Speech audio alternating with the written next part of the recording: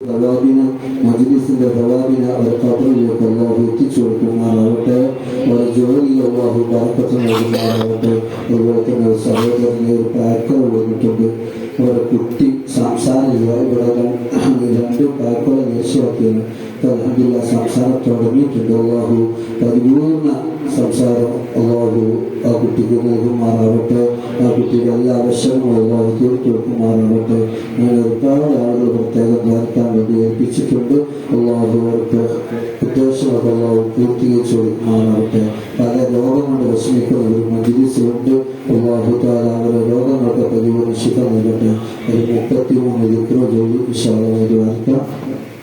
അതുപോലെ തന്നെ നിങ്ങളുടെ കയ്യിലേക്കൊക്കെ ബക്കറ്റ് വരുമ്പോൾ നല്ല സ്വതക്കം നൽകുന്ന പരിശുദ്ധമായ റമളാനാണ്.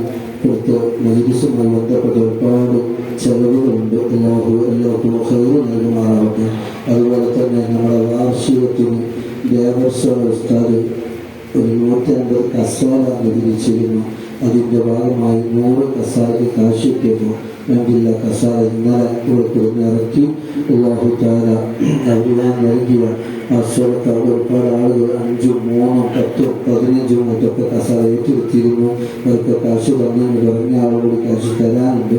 അല്ലാഹു എല്ലാവർക്കും ഖൈർ നൽകുമാറാവട്ടെ.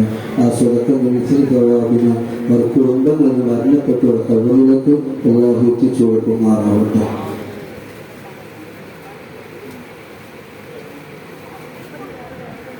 Bismillahirrahmanirrahim.